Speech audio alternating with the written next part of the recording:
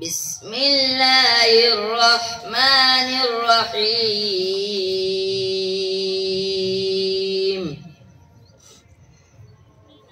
آمن الرسول بما أنزل إليه من ربه والمؤمنون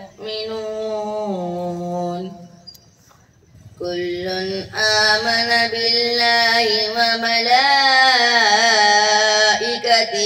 وكتبه ورسله لا نفرق بين أحد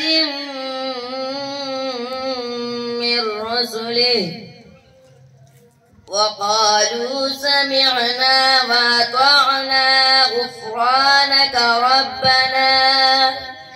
غفرانك ربنا وإليك المصير.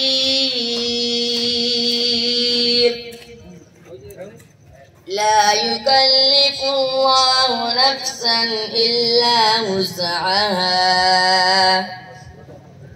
لها ما كسبت وعليها ما اكتسبت ربنا لا تؤاخذنا إن نسينا أو أخطأنا ربنا ولا تحمل علينا إصرا كما حملته على الذين من قبلنا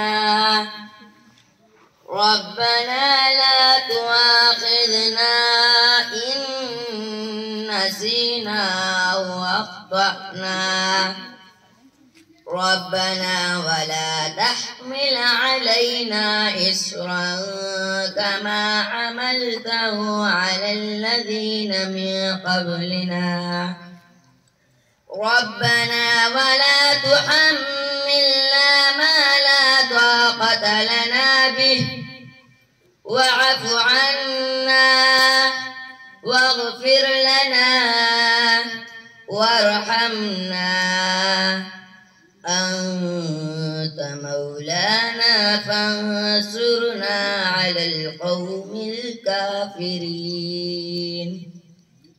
صدق الله العظيم.